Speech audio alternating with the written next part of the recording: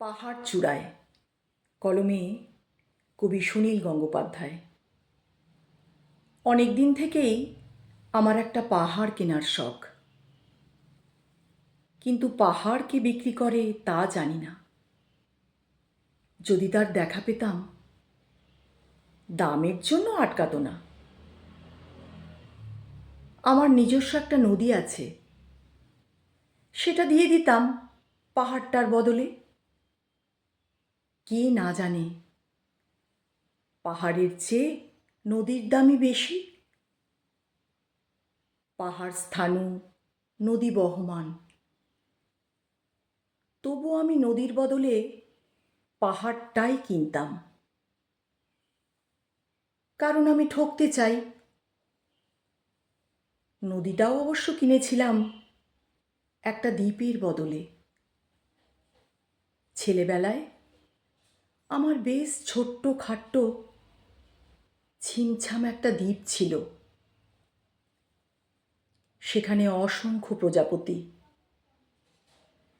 শৈশবে দ্বীপটি ছিল আমার বড় প্রিয়। আমার যৌবনে দ্বীপটি আমার কাছে মাপে ছোট লাগলো। প্রবহমান ছিপছিপে তন্বী নদীটি বেশ পছন্দ হলো আমার।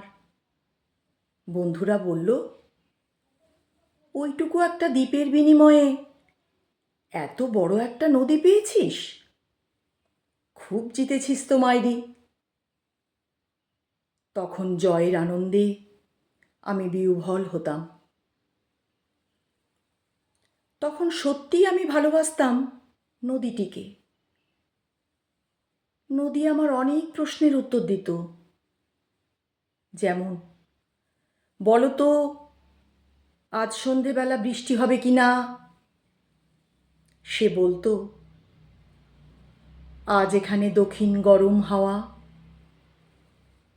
শুধু একটি ছোট্ট দ্বীপে বৃষ্টি, সে কি প্রবল বৃষ্টি, যেন একটি উৎসব। আমি সেই দ্বীপে আর যেতে পারি না। সে জানতো, সবাই জানে, শৈশবে আর ফেরা যায় না। এখন আমি একটা পাহাড় কিনতে চাই। সেই পাহাড়ের পায়ের কাছে থাকবে গহন অরণ্য। আমি সেই অরণ্য পার হয়ে যাব।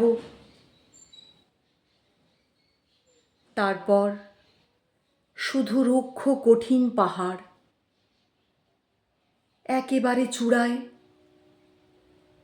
মাথার খুব কাছে আকাশ, নিচে বিপুলা পৃথিবী, চরাচরে তীব্র নির্জনতা। আমার কণ্ঠস্বর সেখানে কেউ শুনতে পাবে না। আমি ঈশ্বর মানি না, তিনি আমার মাথার কাছে ঝুঁকে দাঁড়াবেন না। আমি শুধু 10 দিককে উদ্দেশ্য করে বলবো, প্রত্যেক মানুষই অহংকারী। এখানে আমি একা, এখানে আমার কোনো অহংকার নেই। এখানে জয়ী হওয়ার বদলে ক্ষমা চাইতে ভালো লাগে। হে 10 দিক, আমি কোনো দোষ করিনি, আমাকে ক্ষমা করো।